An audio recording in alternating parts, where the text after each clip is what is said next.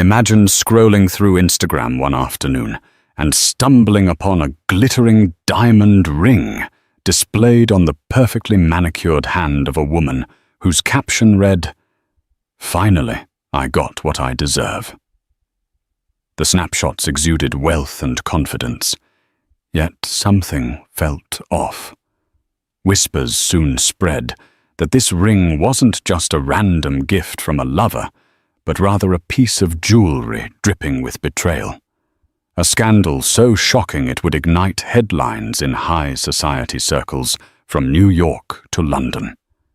This is the story of a mistress who flaunted her glamorous ring online only for the receipt to reveal it was purchased with the wife's credit card. Olivia Harrington had just finished her morning yoga session in the backyard of her luxurious Hamptons estate. Sunlight dappled across the lush garden, the aroma of freshly cut grass blending with the crisp ocean breeze. She rose from her mat, feeling the gentle hum of relaxation seep from her muscles. Her daily routine included a cup of herbal tea, a quick glance through emails, and then a scroll through social media to keep up with the philanthropic circles she was part of. But today, that casual scroll brought her world to a screeching halt. The first image that startled her displayed a familiar face, Celeste Donovan, the young woman who had occasionally appeared as a model in charity events. Celeste's graceful posture always stood out. Today she had posted a picture of an opulent diamond ring, one that shimmered brighter than the sunlight. The ring featured a large princess-cut diamond, surrounded by a halo of smaller diamonds set on a platinum band. "Finally, I got what I deserve." Blessed, read the caption, along with hashtags like "Dream Come," "True," and "Soul Spoiled." Olivia felt a slight pang in her stomach, though she couldn't quite place why. For a moment, Olivia merely admired the ring in the photo. It was the kind of piece that belonged in the Tiffany & Co. catalogues stacked on her marble coffee table. Yet something about the ring's design, an elegant swirl accent, nagged at her. She was certain she had seen it before, perhaps months ago, when James, her husband, had shown her a jewelry advertisement from a well-known upscale brand. They'd been discussing anniversary gifts, but she dismissed the notion. After all, James Harrington was not the type to buy lavish rings for random acquaintances. Olivia's phone pinged with a new text message from her closest friend, Monica White, an interior designer who was known for her impeccable taste. "Hey, Liv." Monica's text read, "Have you seen Celeste Donovan's new post? The ring is insane. James told me once he was looking at that ring for you. We talked about it at a dinner last spring, but I guess he never got around to buying it." Olivia's heart skipped a beat. The same ring James had once considered for her. Determined not to jump to conclusions, Olivia quickly composed herself. James had a substantial business network, filled with socialites, models, and artists. He prided himself on being a generous sponsor of the arts, paying for exhibits and dinners, occasionally handing out extravagant gifts, always with the intention of furthering his philanthropic and professional standing. Maybe Celeste had been a recipient of one such philanthropic gesture. But a diamond ring of that magnitude as a casual gift. Something felt wrong. That afternoon, Olivia approached James in the study. A successful real estate developer, James was on a conference call with a high-profile client, none other than the real estate mogul and New York celebrity Donald Trump, who had once purchased property adjacent to a Harrington development. Their partnership was more rumor than reality, but the association alone elevated James's status. She lingered in the doorway, observing the tension in her husband's shoulders as he hung up. He turned to her with a strained smile. "Liv, everything okay?" James asked, placing his phone on silent. She hesitated before replying. "Have you seen Celeste Donovan's latest post? She has a ring that looks a lot like the one you showed me last year." James's expression froze momentarily. Then he forced a laugh. "The ring. It's just a piece of jewelry she must have gotten from some other admirer. Honestly, I haven't seen it yet." Olivia didn't pry further right then. Yet a twinge of doubt took root inside her. The seeds of suspicion had been planted. If James was innocent, why did his reaction seem so forced? Why did he appear so tense, as if Olivia's question had strummed a chord he wanted to bury? Pulling herself together, Olivia decided that for now, she would keep this discovery to herself. But deep in her heart, she knew that the ring Celeste flaunted was about to change everything. The next morning, Olivia paced around the sunlit living room.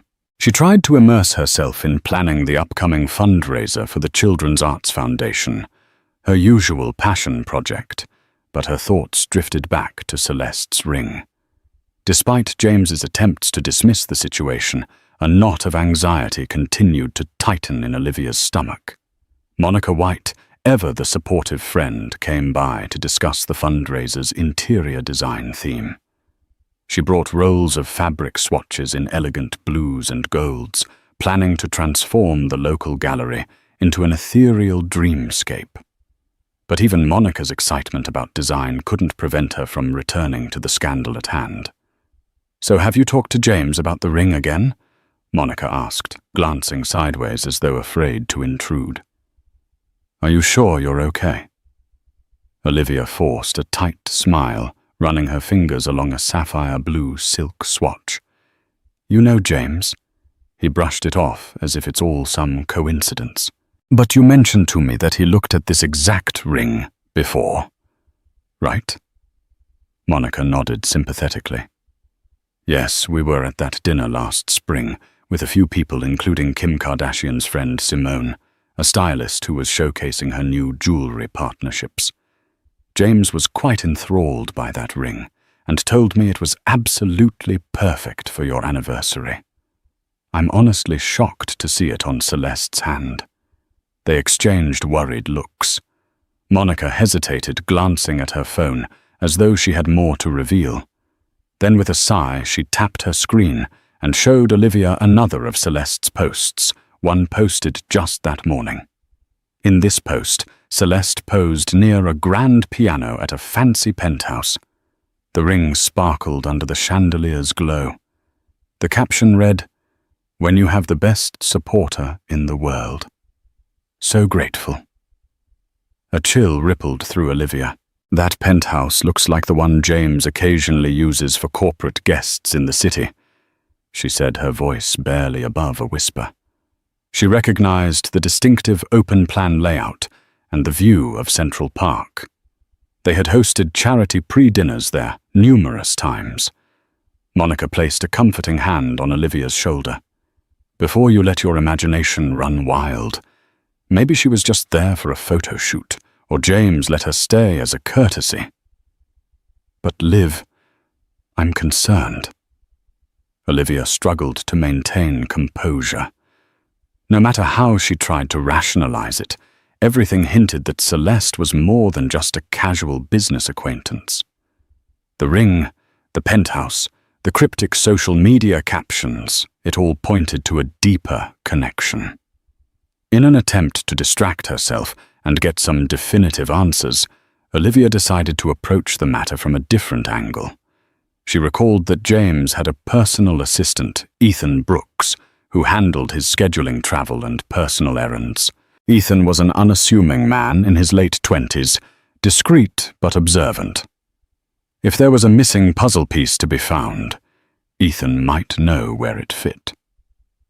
That afternoon, Olivia invited Ethan over to the Harrington mansion, under the guise of needing help with James's upcoming travel itinerary. As they sat in the living room, she tried to coax information out of him gently at first. "Ethan, you've been with James for a while now. You handle a lot of private stuff for him, right? She asked, feigning a casual tone. Of course, Mrs. Harrington. Ethan said, a hint of nervousness flickering in his eyes. I schedule his flights, manage his calendar check on his emails. Whatever he needs. Olivia tapped a pen against her notepad. And for gifts like jewelry or flowers, do you usually handle the purchases? Ethan swallowed. Yes, if Mr. Harrington asks me to. Sometimes I pick up items from the store or place the order online, but it depends on what he requests. Her heart pounded. That ring Celeste Donovan posted on Instagram, did James buy that? For some reason, it looks eerily familiar. Ethan's eyes darted toward the windows as though hoping for an escape route. I'm not at liberty to discuss personal client matters, Mrs. Harrington, he stammered. But Mr. Harrington never told me to keep secrets from you per se. He sighed, rubbing the back of his neck as tension weighed him down. I can confirm he purchased a ring from Lafleur Jewelers a few weeks ago. It was significant. He told me it was for a special person. Olivia's hand trembled slightly. And was it charged to his usual account? Ethan hesitated. Actually, he used a credit card that belongs to you, Mrs. Harrington. He said you'd authorized it for a big purchase. I only discovered it when the receipt showed up in the monthly statements. I tried to ask if we should clarify, but he told me not to worry about it. I didn't want to pry. I'm sorry. In that moment, Olivia felt everything inside her collapse. Not only had her husband potentially bought this ring for Celeste, he had done so with her credit card. The humiliation was overwhelming. She managed a tight smile for Ethan's sake, quickly dismissing him to handle the rest of James's travel itinerary. Once he left, the tears she had been holding back poured down her face.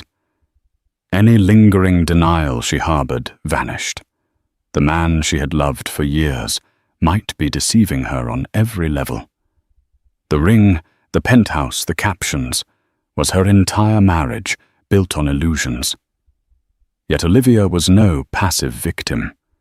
She resolved then and there to unearth the truth, no matter how painful it might be. Olivia couldn't bear facing James without more evidence, so she turned to the one person she trusted outside her immediate circle, her older brother, Kenneth Palmer. Kenneth was a skilled financial analyst and had worked in one of New York's major banks for over 2 decades.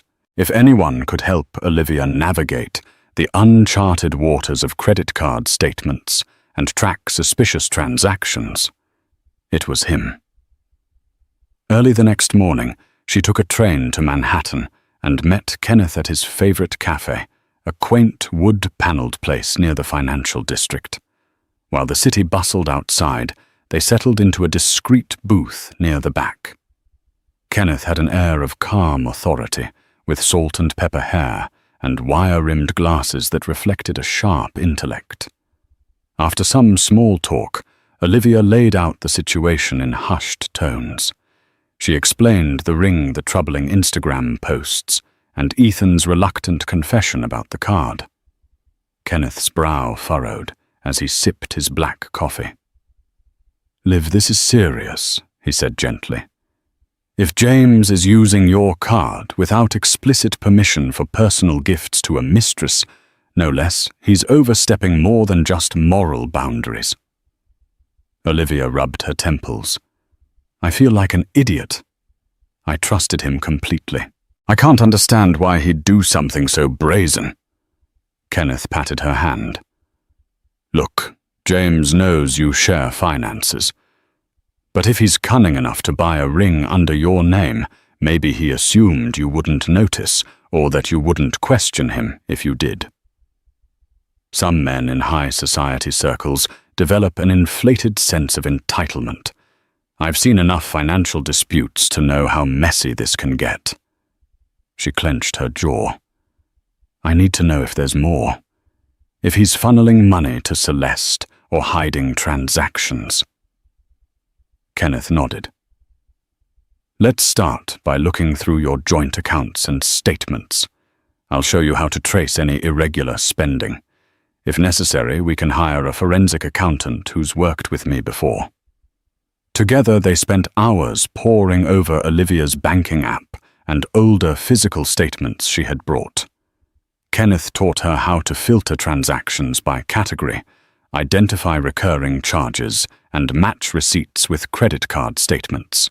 Sure enough, multiple unauthorized charges surfaced: designer clothing from exclusive boutiques, a weekend getaway at an upstate spa, and lavish dinners at Michelin-starred restaurants. The names on receipts weren't always clear, but the pattern suggested someone was enjoying these luxuries without Olivia's knowledge. As they delved deeper, Olivia's heartbreak grew. Some of the transactions took place on nights James had claimed to be away for business. A surge of resentment pulsed through her as she realized how meticulously James had orchestrated his double life. She turned to Kenneth with determination. I want to confront him, but I need more than just these statements. I need something indisputable. If I do this the wrong way, he'll wriggle out of it, twist my words, or deny everything. Kenneth tapped the table deep in thought. There's another angle. You mentioned Celeste Donovan is a model, right? She probably has some presence in tabloids or showbiz circles. If she's flaunting that ring online, people will take notice.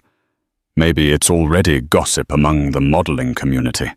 If we can get hold of any paparazzi photos or leaks of them together that could be concrete. A memory sparked in Olivia's mind. She recalled a sensational blog run by a local socialite, Felicia Barlow, who thrived on dishing out exclusive scoops about the city's elite. Felicia had broken news about James's associates before. If Celeste and James had been spotted together, there was a chance Felicia had photographs or insider tidbits that might have never made it to print yet. Felicia owes me a favor, Olivia said, a flicker of hope lighting her eyes.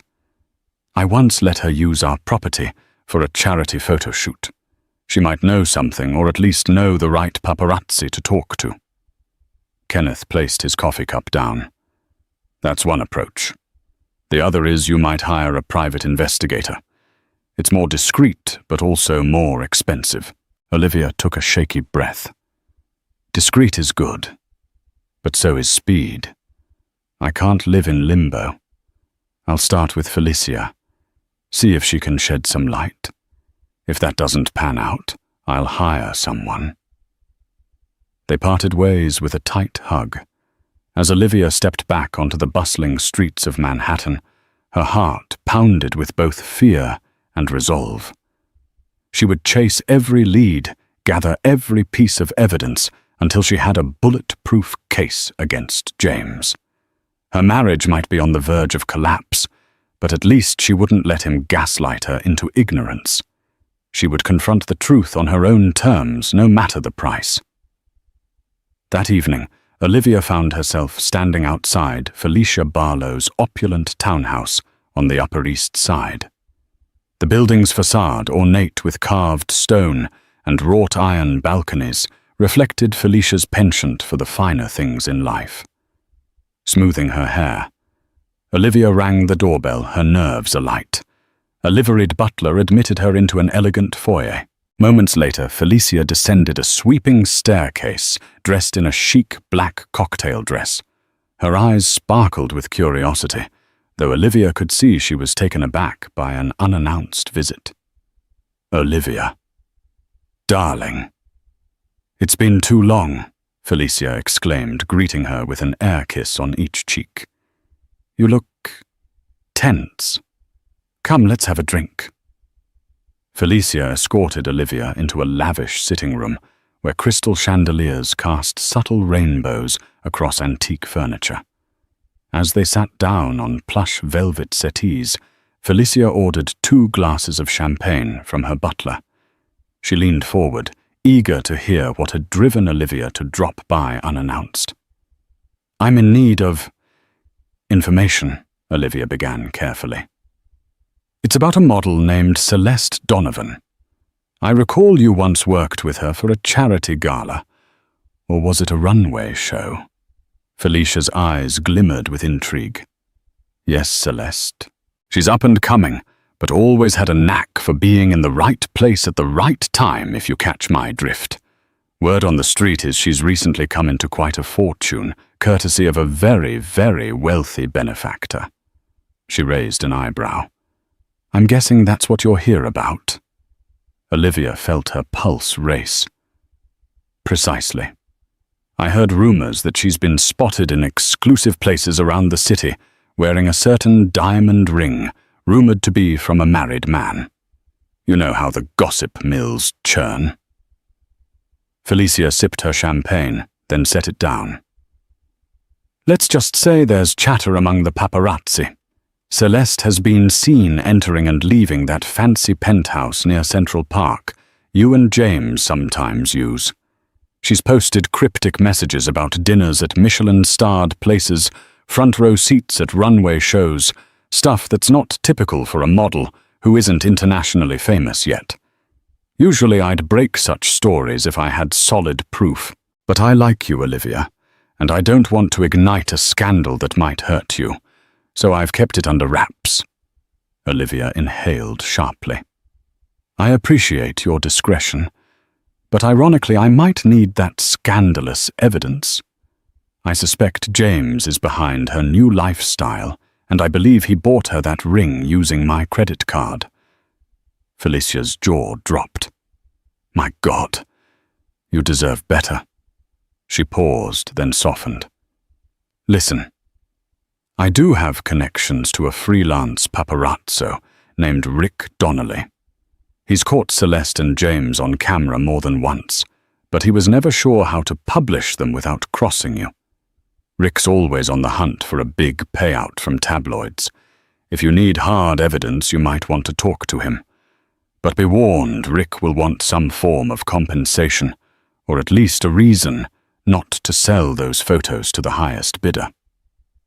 A mix of relief and dread washed over Olivia. She had no qualms about paying for proof. But what if the evidence ended up plastered across every gossip site? Her family name, the Harrington brand. Everything could be dragged through the mud. Yet she realized that might be unavoidable if James refused to come clean. All right, Olivia said quietly. Can you arrange a meeting with Rick? Felicia nodded. I can. But before you go down that route, be sure you're ready for whatever you see or hear.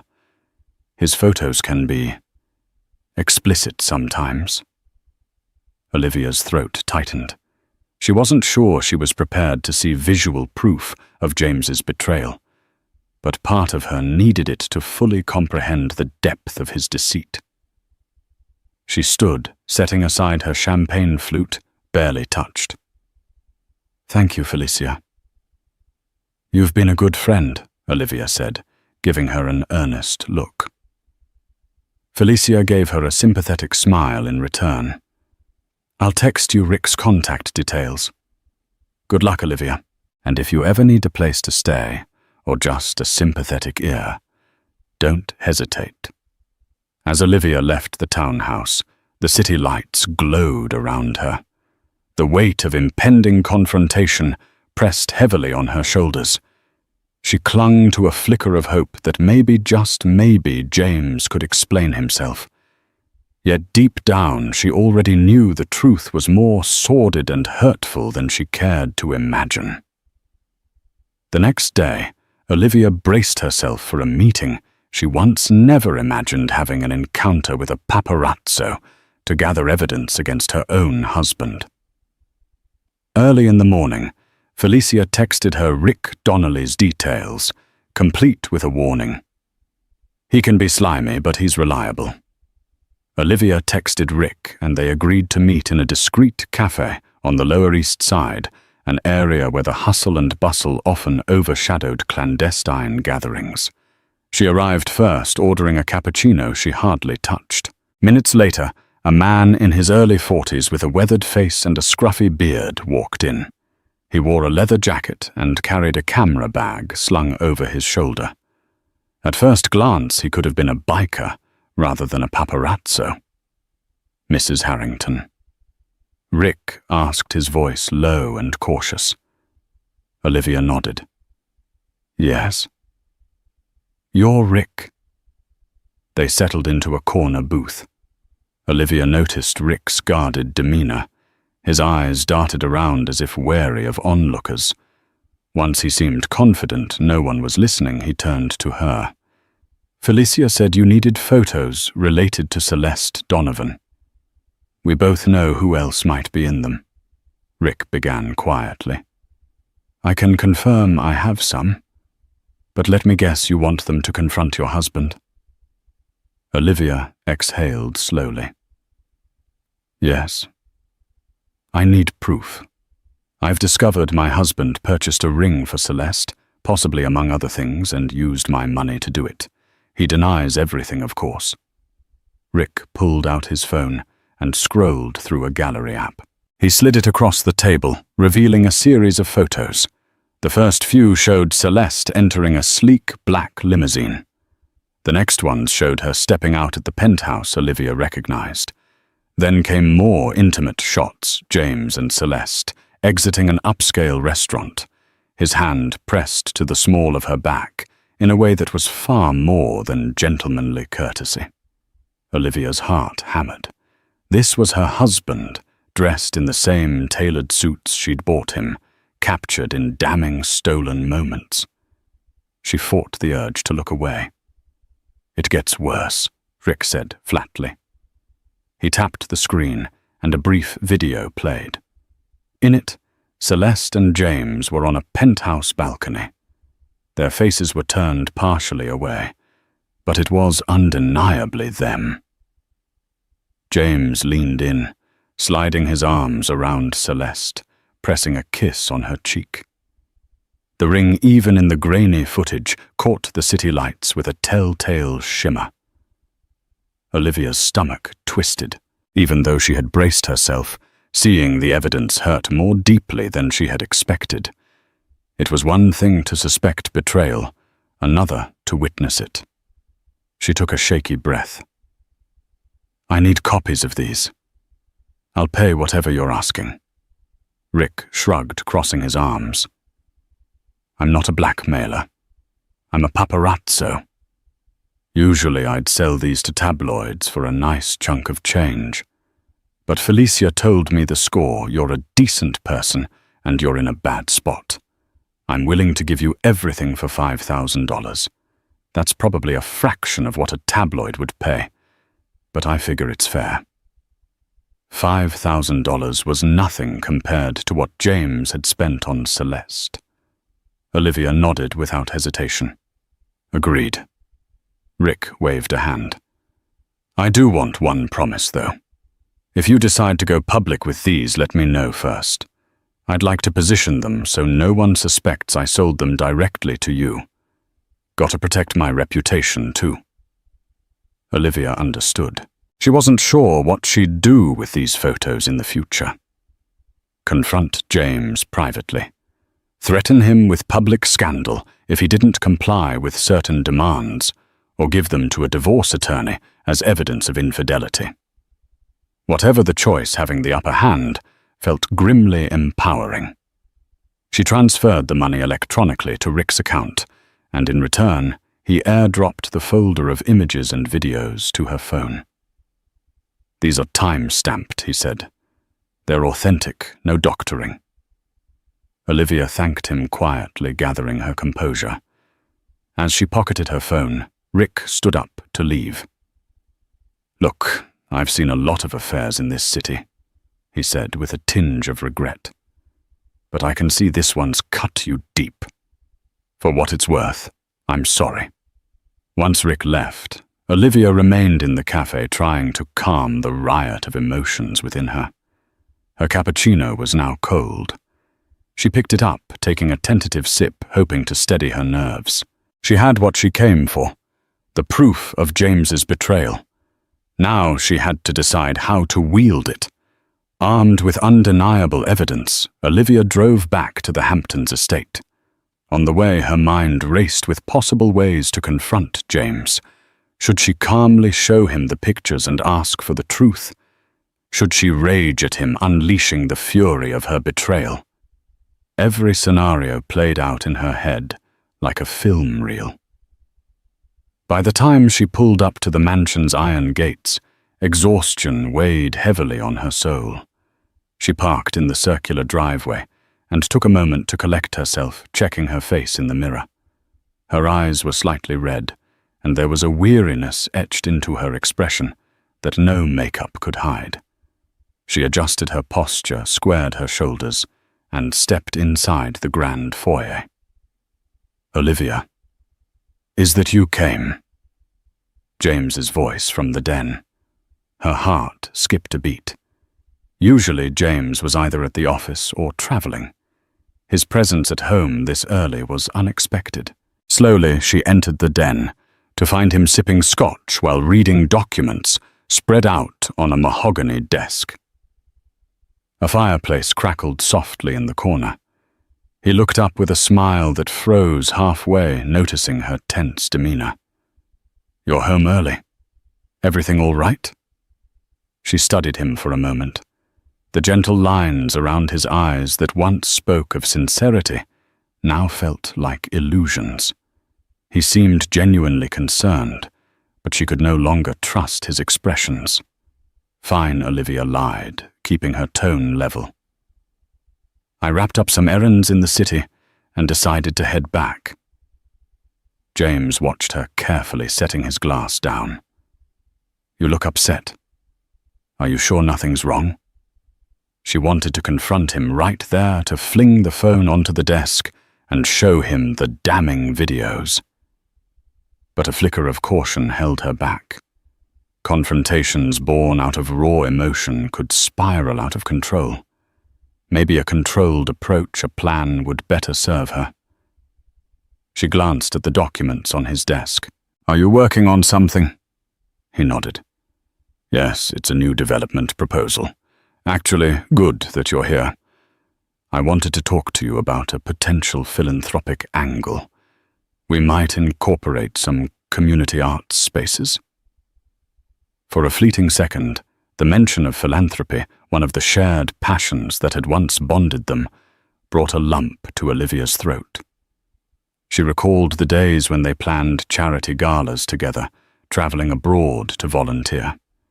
Before the wealth and status overshadowed their intimacy, they had shared genuine dreams. She took a measured breath. "We can discuss that tomorrow. I'm not feeling well." James stood up. "I'll check on you soon." "Yeah."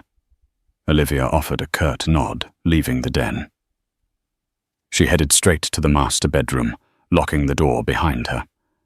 A tide of tears she had held at bay began to spill. She sank onto the king-sized bed, remembering how she and James used to share whispered jokes and playful banter in the quiet moments before sleep. Yet the images of him kissing Celeste on that balcony flashed in her mind, slicing through any nostalgia. She recalled the ring, her ring that now adorned Celeste's finger, financed by her own credit card. Exhausted, Olivia grabbed her phone. She wanted to call Monica, but stopped herself, worried that James might overhear. Instead, she scrolled through the incriminating folder, heart pounding anew with each image. How could he do this to her, to their life together? That night she barely slept. Rage simmered beneath her sadness, and as the clock struck midnight, she vowed she would not let James manipulate or placate her with empty excuses. She had tangible proof, a justifiable reason to take legal steps or demand restitution. But first she needed a plan, a controlled, strategic way to confront him that protected her financial interests, her dignity, and possibly the charities they had built together. Under the soft glow of the bedside lamp, Olivia's tear-streaked face hardened with resolve. James Harrington wouldn't see her coming, and Celeste Donovan would soon learn that flaunting a stolen ring on social media was just the beginning of a chain reaction that would upend all three of their lives. Sleep-deprived and restless, Olivia woke before dawn. She knew the next step required a cool head and professional guidance. If James had used her credit card illicitly, and if she decided to divorce him, she needed an attorney who would handle the case with discretion and vigor. After a quick shower and a strong cup of coffee, Olivia made a call to her longtime family lawyer, Helen Armstrong. Helen specialized in estate planning and had advised the Palmer family for years, but she also had a network of top-tier divorce attorneys. If anyone could point Olivia in the right direction, it was Helen. "Good morning, Olivia," Helen said, answering on the second ring. "You're calling quite early." "Is everything all right?" Olivia suppressed a heavy sigh. "Not exactly. I'm facing a serious marital crisis. I need advice on potential legal action, maybe even divorce." A quiet pause. Helen's voice softened. "I'm sorry to hear that. Let's meet in my office this morning if you can. We'll talk privately." They agreed on a time, and Olivia prepared herself for the drive into the city. On the way, she rehearsed what she would disclose. Part of her felt uneasy about exposing the private details of her marriage, but she reminded herself that lawyers needed honesty to provide effective counsel. Helen's office was located in a towering glass building overlooking the East River. The waiting area boasted plush chairs and modern art exuding professionalism. Once Olivia was ushered into Helen's private office, she found the attorney a poised woman in her 50s, with kind eyes standing to greet her. "Olivia, come in," Helen said, guiding her toward a leather armchair. "Can I get you some tea?" "Yes, please," Olivia replied quietly. She took a seat, placing her purse and phone on the small coffee table.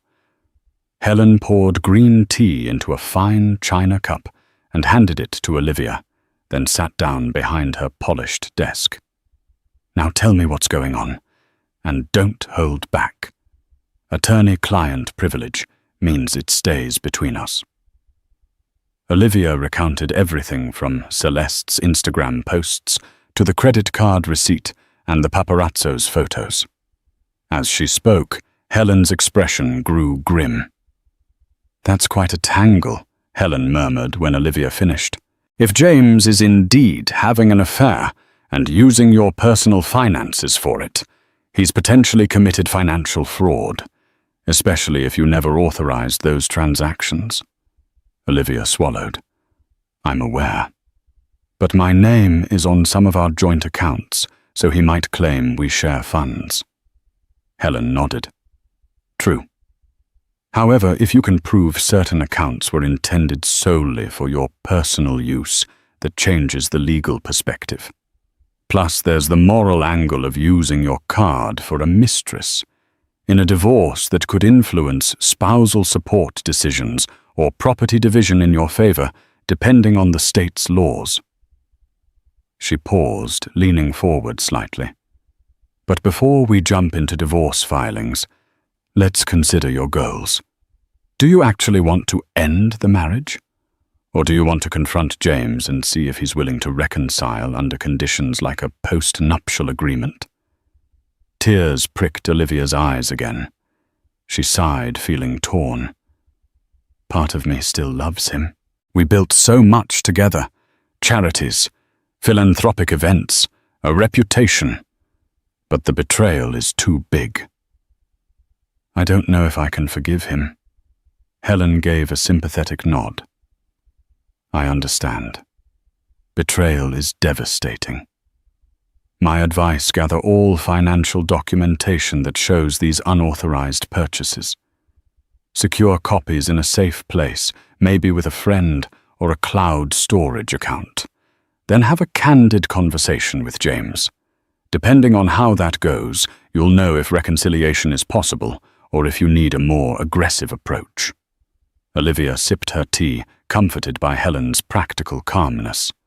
What if the confrontation escalates? James can be very charming. He might try to manipulate me or deny everything. Helen steepled her fingers. "Show him the evidence plainly. Don't get emotional in the moment.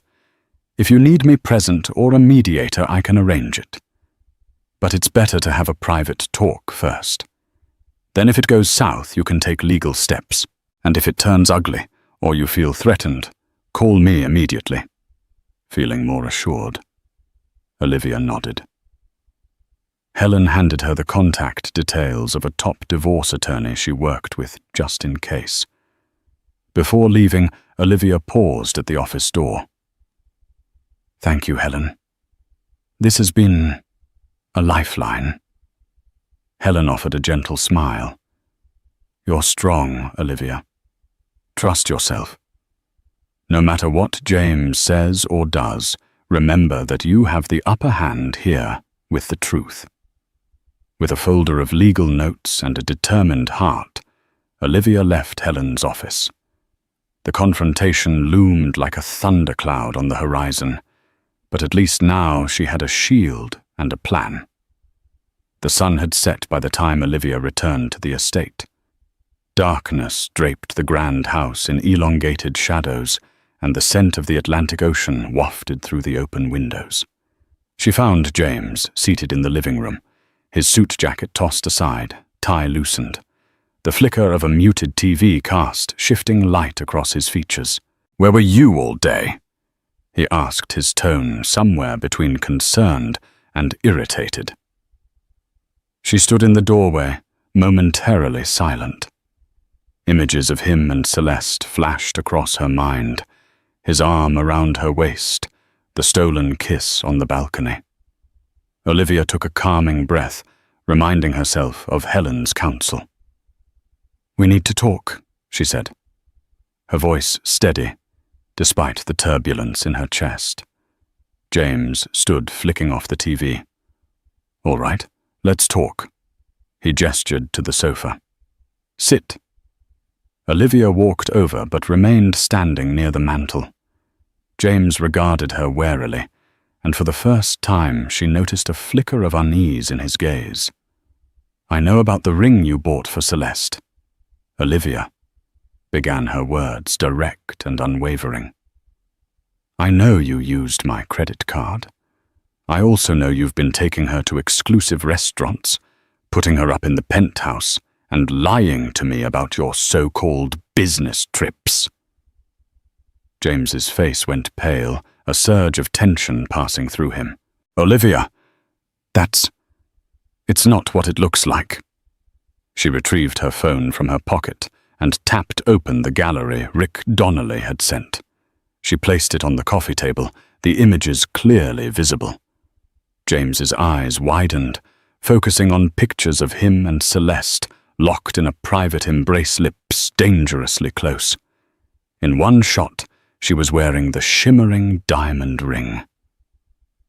"What exactly does it look like to you, James?" Olivia demanded, voice trembling slightly but still resolute. "Because to me it looks like betrayal." He sank into the sofa, hands braced on his knees, his face taut with guilt and frustration. "Liv, it just happened. I've been under so much pressure, work, finances, everything. Celeste, she offered me an escape. I never meant for it to go this far." "Escape?" Olivia echoed, her eyes bright with anger. "You're telling me you found your escape in another woman, using my money to fund her lifestyle?" She exhaled sharply, pacing the living room. "That ring, do you realize how humiliating it was to discover that my credit card paid for it?" James shook his head, as though trying to dismiss the gravity of it all. "I planned to pay you back. I got in deeper than I expected. Celeste had some financial troubles, and she looked to me for help. I was trying to keep her happy, just until I could figure out how to end things. You were trying to end things by buying her a ring, Olivia hissed. Do you hear how absurd you sound? James attempted to rise, but Olivia glared and he sank back. She pressed on, voice firmer now.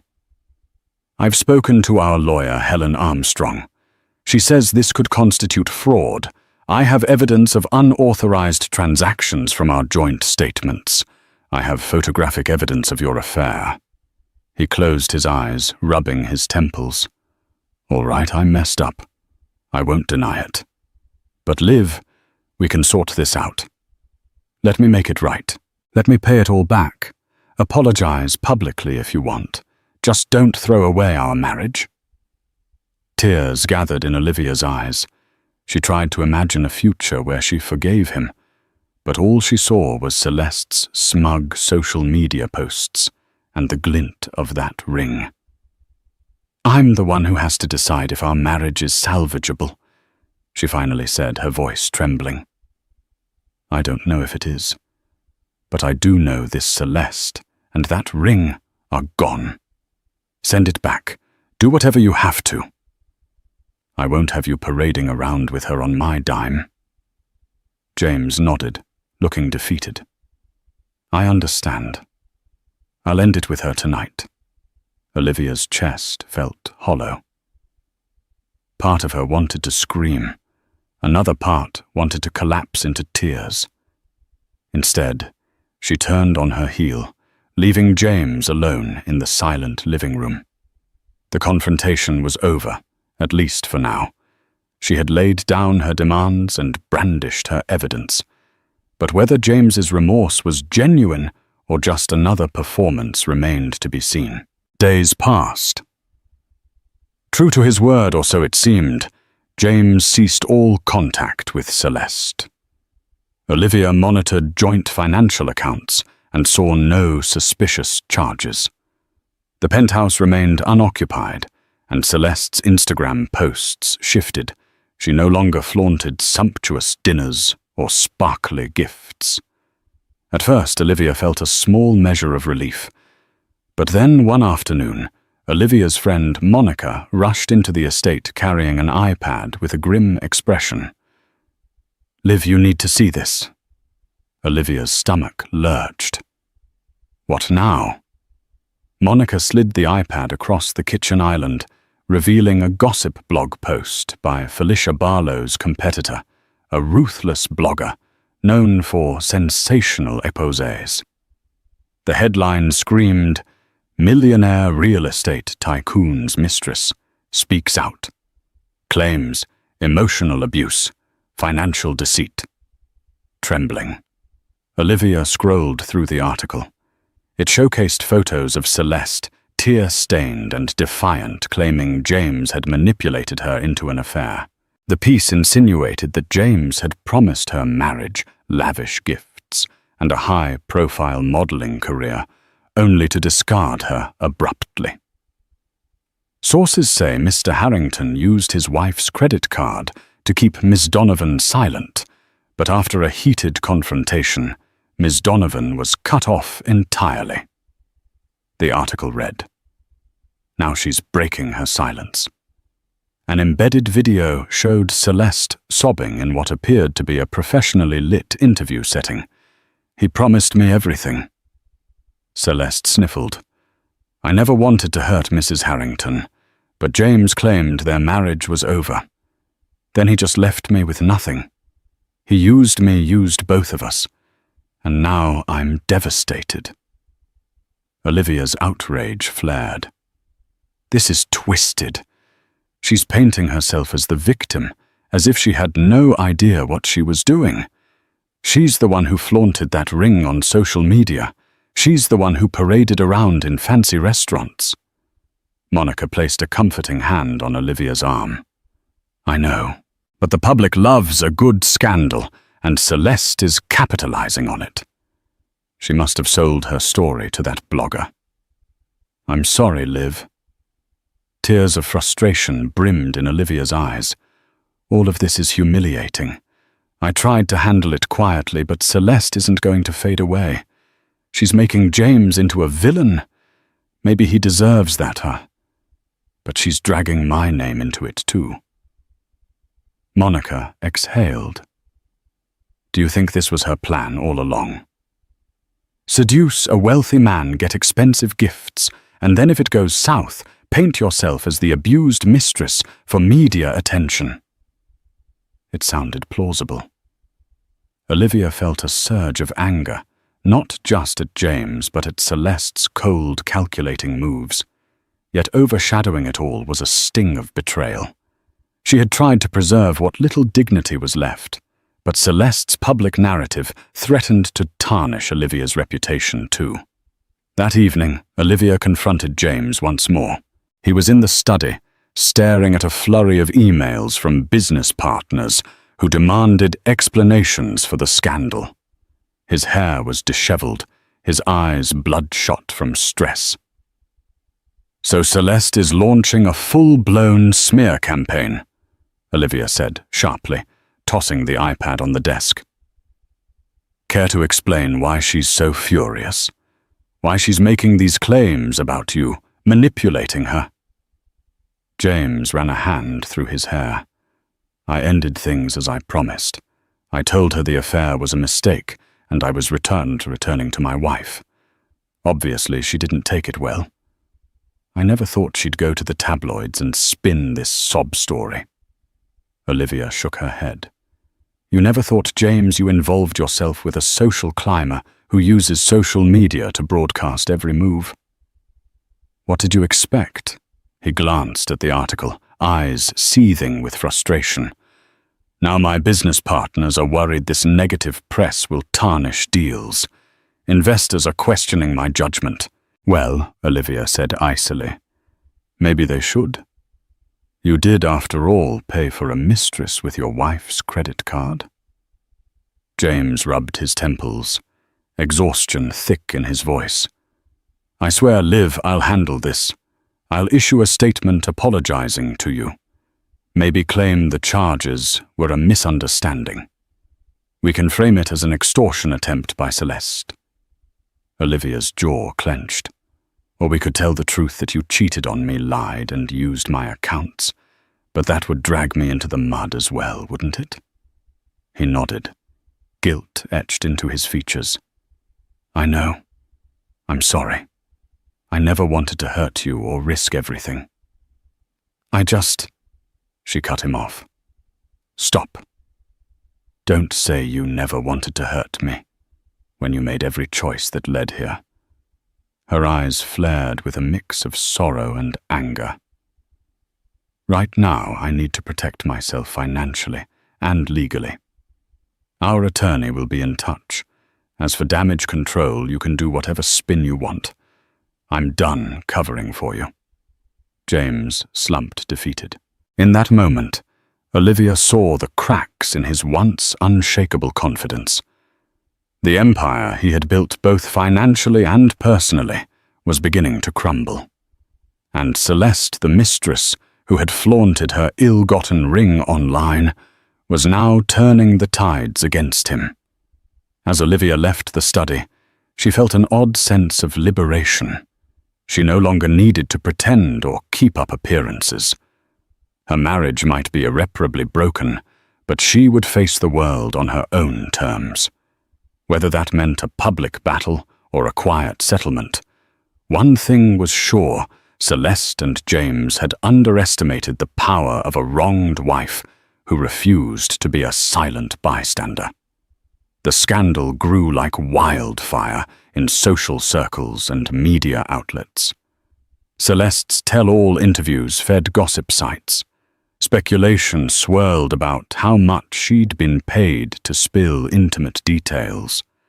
Meanwhile, James scrambled to reassure investors and salvage his reputation, and Olivia, caught in the eye of the storm, remained stoic, determined not to let either James or Celeste define her narrative. A week after Celeste's revelations, a new twist emerged. One of Celeste's former roommates, a young designer named Natalie Perez, contacted Felicia Barlow's blog. She provided screenshots of text messages in which Celeste bragged about hooking James Harrington, describing how she planned to milk him for gifts. Natalie's messages portrayed Celeste as the manipulator, an ambitious socialite who relished the attention and the high life. Felicia, sensing a chance to restore her own relevance, published an exclusive piece that painted Celeste in a far less sympathetic light. Suddenly, online sentiments shifted. Some labeled Celeste a gold digger. Others pointed out that James was still culpable for his affair. The public turned from one simplistic narrative, Mistress abused by a heartless tycoon, to a more complex one where both parties were flawed. Through it all, Olivia remained silent. She refused interviews, though tabloids tried to reach her for her side of the story. Instead, she focused on the philanthropic events she had coming up. She also followed Helen's advice, quietly gathering more evidence, ensuring her financial security was airtight. One afternoon, she received an unexpected phone call from Celeste herself. The sound of that breathy voice sent adrenaline pumping through Olivia's veins. She nearly let it go to voicemail, but something compelled her to answer. "Olivia Harrington," she said, her tone brisk. A pause on the line, then Celeste spoke. "Olivia, please don't hang up. I want to apologize." It was the last thing Olivia expected. Apologize for what exactly she asked, icily. Celeste sighed. For the ring, the social media posts everything. I was swept up in the lifestyle James provided. When he cut me off, I panicked. I felt used and humiliated. I lashed out with those interviews, but it's become this massive scandal. Olivia frowned. "It became a scandal because you sold your story." "Look," Celeste said, voice trembling. "I know I'm not innocent. I was hurt when James turned his back on me so suddenly. But the story I told wasn't the full truth. I'm reaching out because the backlash is intense. People are calling me a liar, a gold digger. My modeling contracts are getting cancelled. I might get sued for defamation by your husband's lawyers. I just wanted you to know I never intended to destroy your life, too." Olivia let out a dry, humorless laugh. "Well, your intentions don't matter much now, do they? The damage is done. And in case you forgot, you did use my stolen finances for that ring. If you think a simple phone call will absolve you, you're mistaken." Tears crackled through Celeste's voice. "I understand. And I don't expect forgiveness. I'm sorry, Olivia. I wanted a better life, and I made terrible choices. I know you might not believe me, but this is the truth."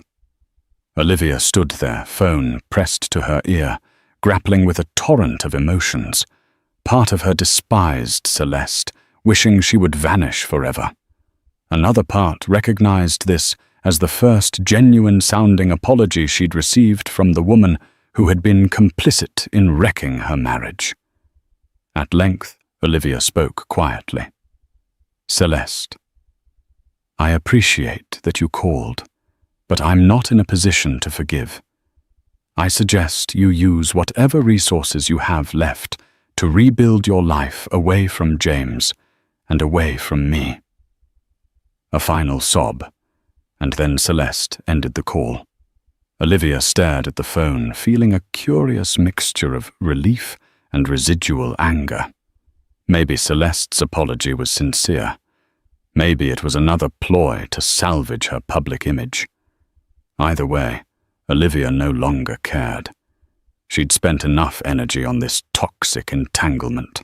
By the end of the month, James's attorneys negotiated a private settlement with Celeste, paying her a modest sum in exchange for retracting her more damaging statements and ceasing further interviews. The tabloids, hungry for the next scandal, moved on. James's business faced temporary fallout, but a few loyal partners stood by him. The Harrington name was bruised, but not irreparably. As for Olivia, she chose her path forward with clarity. She filed for divorce, a process that, thanks to her meticulous documentation, protected her assets and philanthropic interests. She had no intention of allowing James to continue reaping the benefits of a marriage he had so carelessly disregarded. In the divorce settlement, Olivia demanded the Penthouse significant shares in their joint real estate ventures and a public apology to rectify the humiliation she had endured.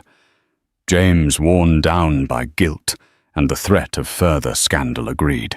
When the final papers were signed, Olivia stood outside the courthouse, face lifted to the sunshine.